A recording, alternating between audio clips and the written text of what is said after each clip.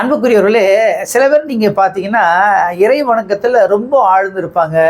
பெரும்பாலும் தொழுகையில் பள்ளிவாசலில் முதல் சஃப்பில் நின்று தொழுவாங்க, நோன்பு வைப்பாங்க, நிறைய இபாதத்தில் வணக்கத்துலலாம் ரொம்ப சிறந்து இருப்பாங்க. ஆனால் அவங்க வீட்டில் போய் நீங்கள் பார்த்தீங்கன்னா நேர் மாறாக இருக்கும். அவங்க வீட்டுக்குள்ளே நுழைஞ்சாலே ஏதோ வெங்கல பாத்திர கடையில் யானை நுழைஞ்ச மாதிரி அந்த மாதிரி இருக்கும். ஒரே அமளி துமளியாக இருக்கும். ஆனால் நபி ஸல்லல்லாஹு அலைஹி வஸல்லம் அவர்கள் வீட்டில் எப்படி இருந்தாங்க அப்படிங்கிறத பற்றி அன்னை ஆயிஷா ரலியல்லாஹு அன்ஹா அவர்கள் சொல்கிறாங்க. நாயகம் ஸல்லல்லாஹு அலைஹி வஸல்லம் அவர்கள் எங்களோடு இருந்தாங்கன்னா எங்களுக்கு ரொம்ப மகிழ்ச்சியாக இருக்கும்.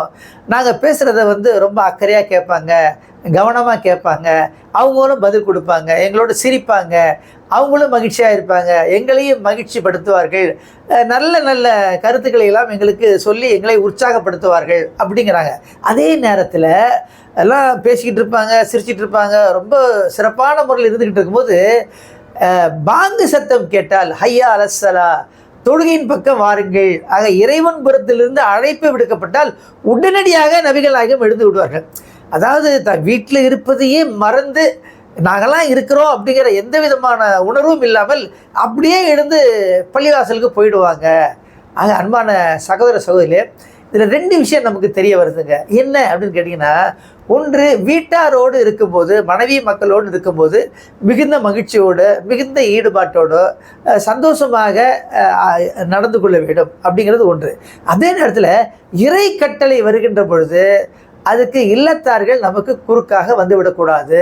அது மனைவியோ, பிள்ளைகளோ, பேரம்பேத்திகளோ அல்லது வீட்டின் மீது உள்ள அன்போ நேசமோ மிகைத்து விட்டு பள்ளிக்கு போவதிலிருந்து, இறைவனை தொழப்போவதிலிருந்து நம்மை தடுத்து விடக்கூடாது.